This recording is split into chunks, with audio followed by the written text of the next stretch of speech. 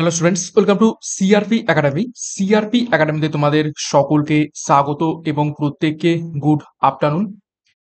তো আমরা সিআরপি একাডেমির তত্ত্বাবধানে প্রত্যেকদিন দুপুর 12টা থেকে বাছাই করা 20টি ইংরাজি প্রশ্নোত্তরের ইংলিশ প্র্যাকটিস সেট করছি। Upcoming West Bengal police, Kolkata police, clerkship preliminary পরীক্ষা এবং এসএসসির যে পরীক্ষা আসতে চলেছে, সিজিএল, সিএইচএসএল, এমটিএস, সেই সমস্ত পরীক্ষাকে লক্ষ্য করে। এবং বিগত আমরা 13টা ক্লাস করেছি এবং আজকে আমরা করব 14 নম্বর প্র্যাকটিস সেট।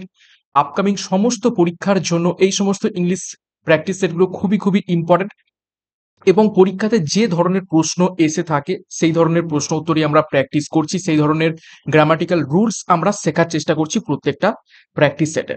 তো সিআরপি একাডেমিতে যদি নতুন হয়ে দেখো, অবশ্যই অবশ্যই চ্যানেলটিকে সাবস্ক্রাইব করে নাও, পাশের বেল আইকনটা প্রেস করে রাখো প্রত্যেকদিন গুরুত্বপূর্ণ ক্লাসের নোটিফিকেশনগুলো পাওয়ার জন্য, এবং টেলিগ্রামে যুক্ত হয়ে যাও ক্লাসের ফ্রি পিডিএফ, ফ্রি বিষয়ভিত্তিক মক টেস্ট, ফ্রি সাপ্তাহিক কারেন্ট অ্যাফেয়ার্স, ফ্রি সাপ্তাহিক ফুল মক টেস্ট পাওয়ার জন্য। তো যাই হোক, আজকের ক্লাসে যে গুরুত্বপূর্ণ 20টা প্রশ্নোত্তর রয়েছে সেগুলো এক এক করে দেখে নেব। দেখো, প্রথম প্রশ্নটা কি বলছে। In questions given below, out of the four alternatives choose the one which can be substituted for the given word or sentence. একটা সেন্টেন্স দেওয়া হয়েছে, সেটাকে আমরা কিভাবে একটা শব্দের মাধ্যমে সাবস্টিটিউট করব, ওয়ান ওয়ার্ড সাবস্টিটিউশন বলা হয়ে থাকে। তো সেন্টেন্সটা পড়া যাক। দেখো, a person who eats too much is called as, অর্থাৎ এমন একজন ব্যক্তি যে প্রচন্ড পরিমাণে খায়, অর্থাৎ খুবই অতিরিক্ত খাওয়া দাওয়া করে, তাকে আমরা কি বলে থাকি? এক কথায় বাংলাতে কি বলে থাকি? পেটুক, যে বেশি খায়। তো চারটে অপশন রয়েছে দেখো, গ্লুটন, নিবলার, ক্যানিবাল এবং অমনিভোরাস। তো গ্লুটন কথাটির অর্থ হচ্ছে কি? পেটুক। তো উত্তর পেয়ে গেছো, অপশানে গ্লুটন হবে সঠিক উত্তর। এ person who eats too much, এমন একজন ব্যক্তি যে প্রচন্ড বেশি পরিমাণে খায়। নিবলার মানে হচ্ছে যে খুব অল্প পরিমাণে খায়, ঠিক আছে, যে খুব অল্প পরিমাণ খায়, অর্থাৎ গ্লুটনের ঠিক উল্টো। ক্যানিবেল মানে হচ্ছে আহ ক্যানিবেল মানে হচ্ছে নর মাংস খাদক, অর্থাৎ যে মানুষের মাংস খায়, নর মাংস খাদক, মানুষের মাংস যে খায় তাকে আমরা ক্যানিবেল বলে থাকি। আর অমনিভরাস মানে হচ্ছে সর্বভুক, যে সবকিছু খায়। ওকে, নেক্সট সেকেন্ড প্রশ্নে আমরা যাব। দেখো, একই রকমেরই প্রশ্ন, ওয়ান ওয়ার্ড সাবস্টিটিউশন করতে বলা হয়েছে। সেন্টেন্সটা পড়া যাক। Place for ammunition and weapons is called as, অর্থাৎ এমন একটা স্থান যেখানে অস্ত্র শস্ত্র এবং গোলা বারুদ কিনতে পাওয়া যায় বা রাখা হয়, সেই সমস্ত স্থানকে কি বলা হয়ে থাকে? Place for ammunition and weapons is called as.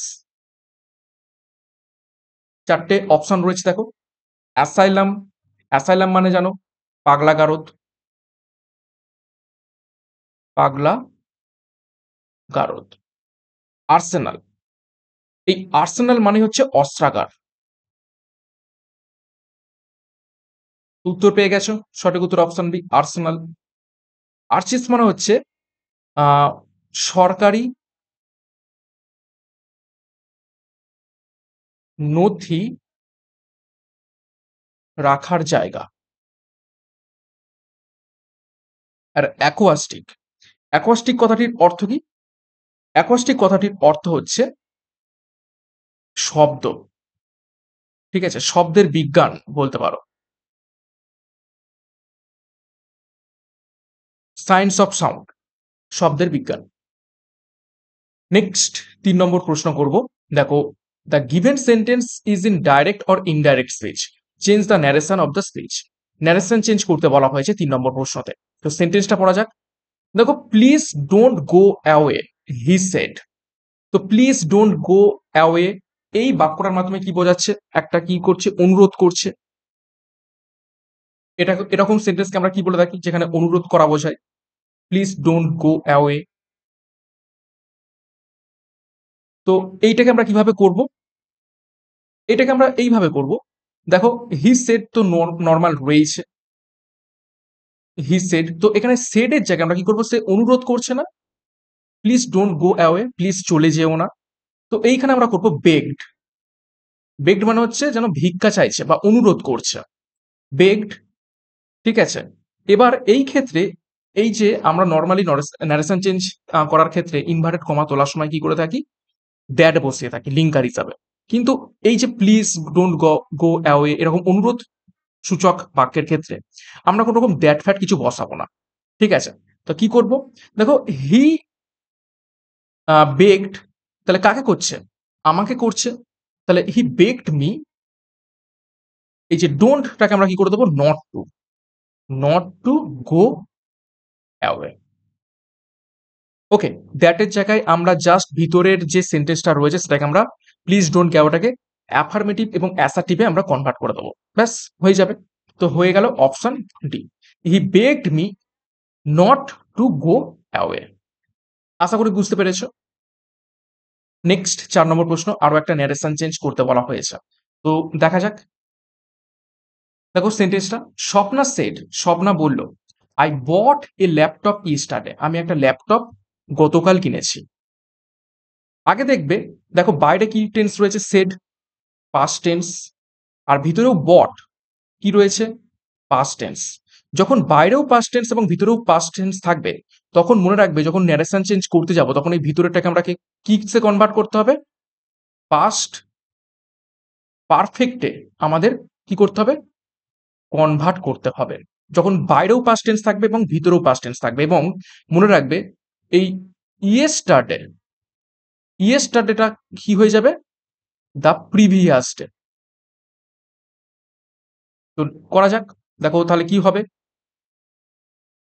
Swapna shed, তাই তো, তাহলে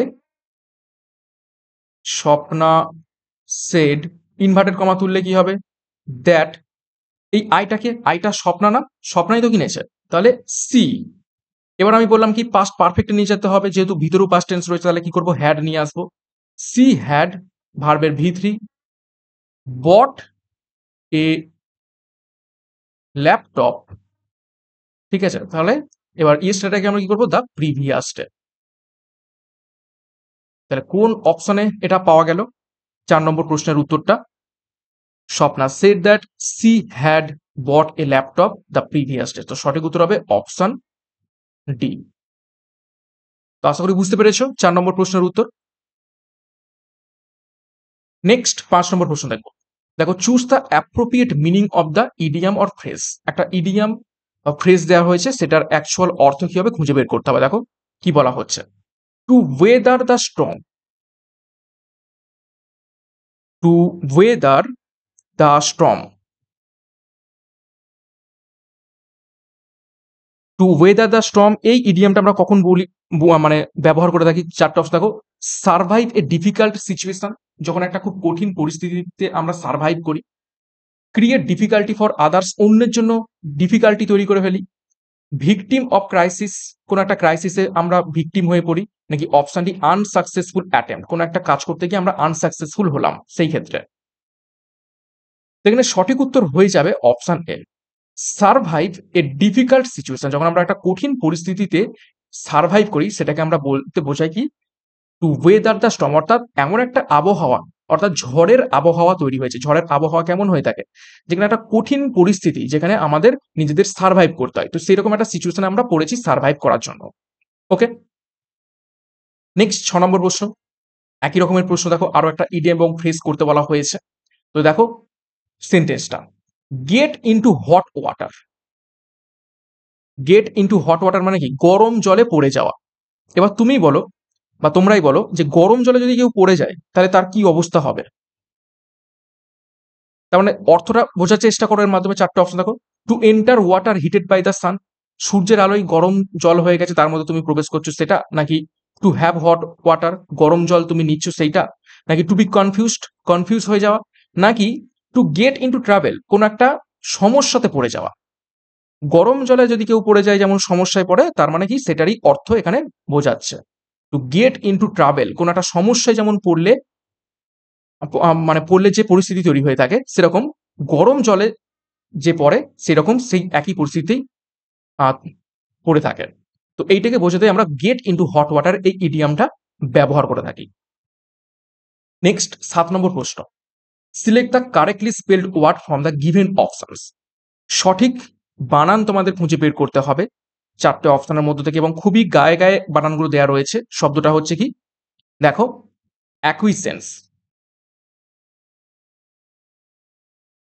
অ্যাকুইসেন্স শব্দটার সঠিক বানান কি হবে খুঁজে বের করো।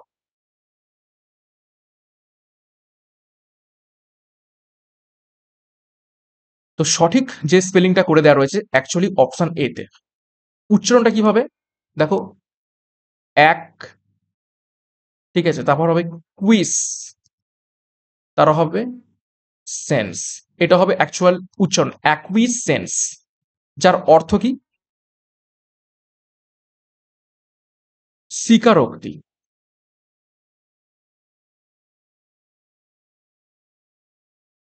নেক্সট 8 নম্বর প্রশ্ন। আরো একটা তোমাদের সঠিক বানান খুঁজে বের করতে বলা হয়েছে। শব্দটা কি, পজেশন।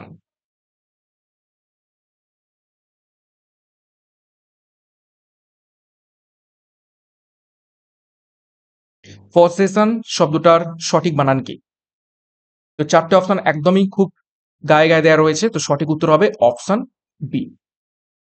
কিভাবে উচ্চারণ করবে, পজ, তারপরে সেশন, পজেশন, যার অর্থ কি, সম্পত্তি বা অধিকার।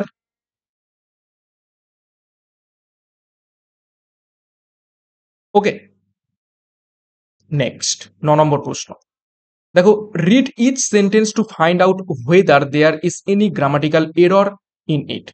সেন্টেন্সকে 4টে পার্টে ভাগ করে দেওয়া হয়েছে এবং কোন পার্টে ভুল দেওয়া রয়েছে তোমাদের খুঁজে বের করতে বলা হয়েছে। স্পটিং এররের প্রশ্ন। তো দেখা যাক সেন্টেন্সটা পড়ে। দেখো, scarcely had she gone then an inspector knock at the door.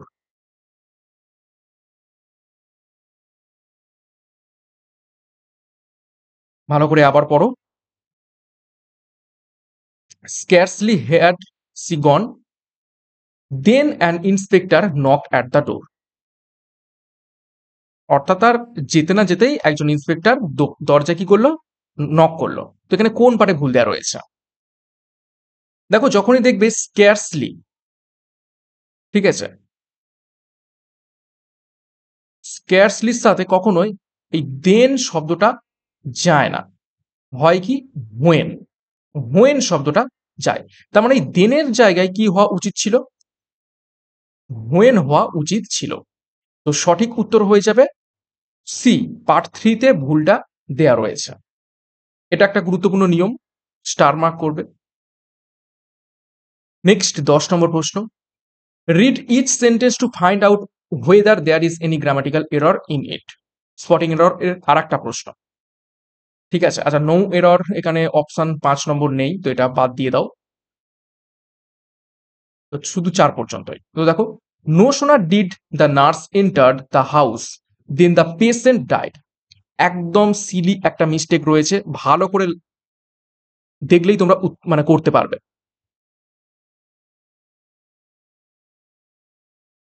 No sooner did the nurse enter the house then the patient died.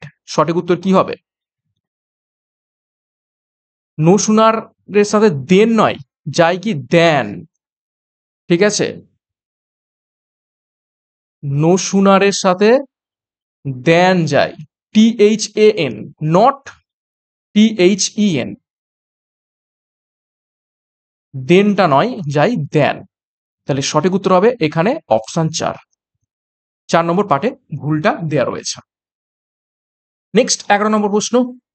The given sentence is in active or passive voice, change the voice of the sentence. তো দেখা যাক সেন্টেন্সটাকে দেখবো active কি passive, তারপরে দেখবো কোন tense দেয়া রয়েছে।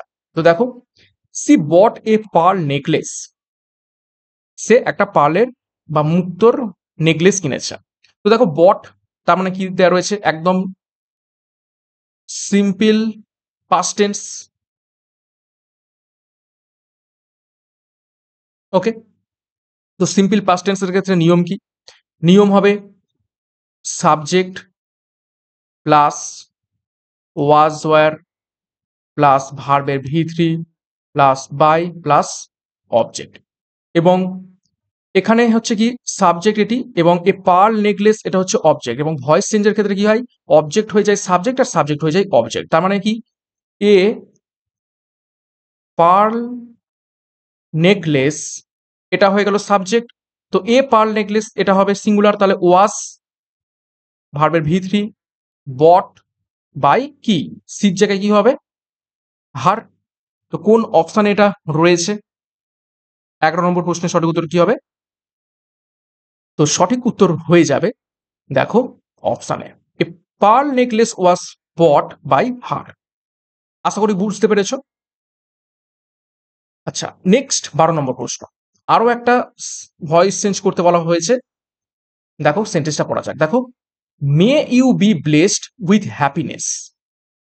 মে you be blessed with happiness. দেখো এই যে বি শব্দটা দেয়া রয়েছে, বি শব্দের জন্য এটুকু আমরা বুঝতে পারছি যে এটা প্যাসিভ ভয়েসে দেওয়া রয়েছে। ঠিক আছে, এটা হচ্ছে প্যাসিভ ভয়েসে দেওয়া রয়েছে, আমাদের কি করতে হবে, উল্টোটা করতে হবে, অ্যাক্টিভ ভয়েসে করতে হবে। তো এখানে একদম সিম্পল নিয়ম, কি করব, may you be blessed with happiness. তো ব্লেস কে করে? ব্লেস করে ভগবান। তাহলে কি করব আমরা, যেমন বলি may God bless you with happiness. ব্যাস, উত্তর হয়ে গেল, may God bless you with happiness. তো কোন অপশন রয়েছে? সঠিক উত্তর হবে অপশন বি। ওকে, তো বুঝতে পেরেছো আশা করছি।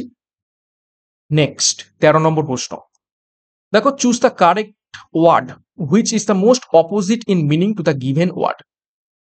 যে শব্দটা দেওয়া রয়েছে সেই শব্দের বিপরীত শব্দ তোমাদের খুঁজে বের করতে বলা হয়েছে। শব্দটা হচ্ছে কি, দেখো এক্সট্যাসি। এক্সট্যাসি শব্দটার বিপরীত শব্দ তোমাদের খুঁজে বের করতে বলা হয়েছে। তো এক্সট্যাসি কথাটির অর্থ কি? এক্সট্যাসি কথাটির অর্থ হয়ে যাবে আনন্দ বা উচ্ছ্বাস। তো চারটে অপশন দেখো। হেড মানে আমরা কি জানি, ঘৃণা। অ্যাগনি মানে হচ্ছে কি, যন্ত্রণা। তারপর দেখো ল্যাঙ্গুর, ল্যাঙ্গুর মানে হচ্ছে অবসন্নতা। আর ফ্যাটিকিউ মানে হচ্ছে ক্লান্তি।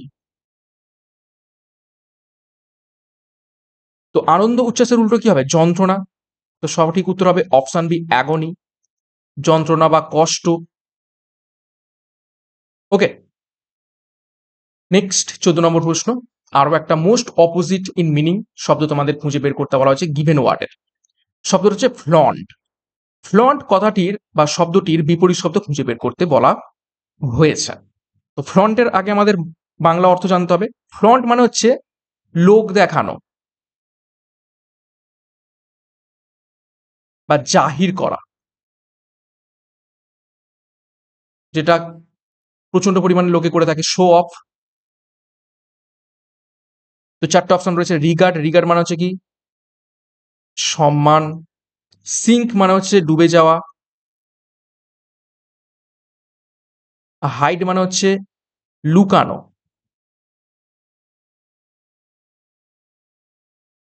বা আড়াল করা।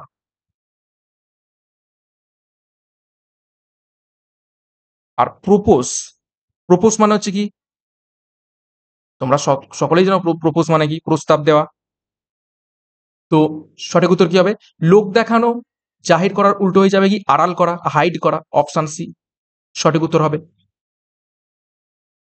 নেক্সট 15 নম্বর প্রশ্ন। দেখো, fill the blank with appropriate preposition which makes the sentence meaningful. সঠিক প্রিপোজিশন দিয়ে শূন্যস্থান পূরণ করতে বলা হয়েছে।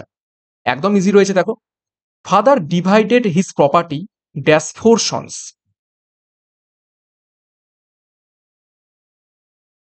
ফাদার ডিভাইডেড হিজ প্রপার্টি, বাবা তার সম্পত্তি 4 ছেলের মধ্যে ভাগ করে দিল। যদি এখানে টু সন্স হতো, ফোরের জায়গায় যদি টু হতো তখন বিটুইন হতো, কিন্তু যখন তো ফোর মোর দেন টু, তখন হয়ে যাবে option B, among. Among four sons. আর যদি বলতো টু সন্স হলে হতো বিটুইন। দুয়ের মধ্যে হলে হবে বিটুইন, দুয়ের অধিক হয়ে গেলে হয়ে যাবে অ্যামং। নেক্সট 16 নম্বর প্রশ্ন, আরো একটা সঠিক অ্যাপ্রোপ্রিয়েট প্রিপোজিশন বসিয়ে তোমাদের শূন্যস্থান পূরণ করতে বলা হয়েছে। দেখো, each boy and each girl was present the sweets.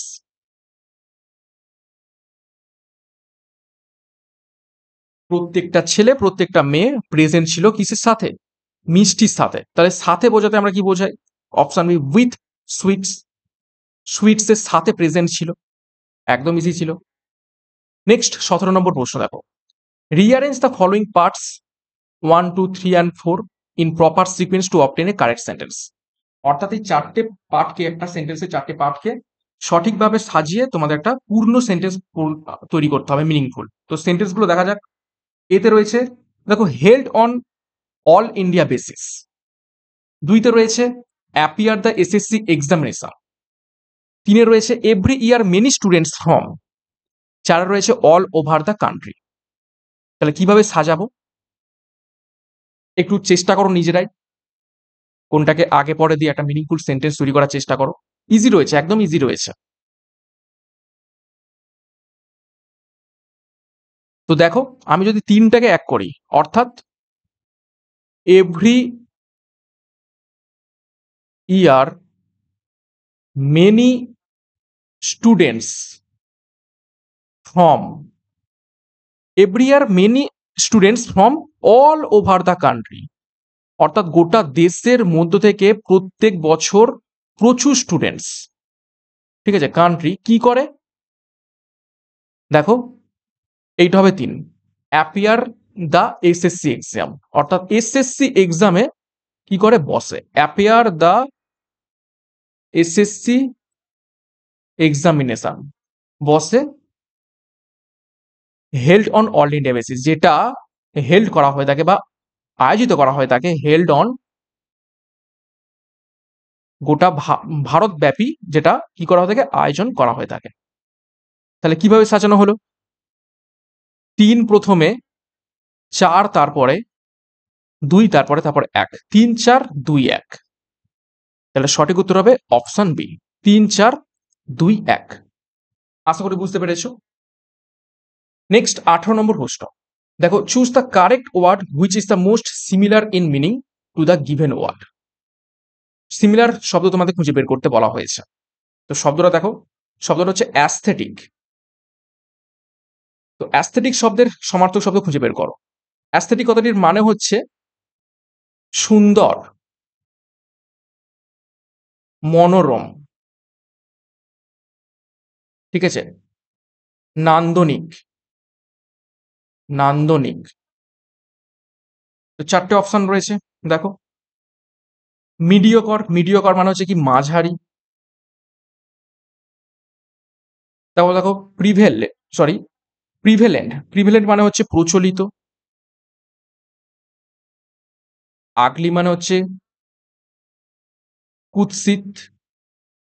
R beautiful মানে হচ্ছে সুন্দর। তাহলে কি হয়ে যাবে, অপশন বি বিউটিফুল।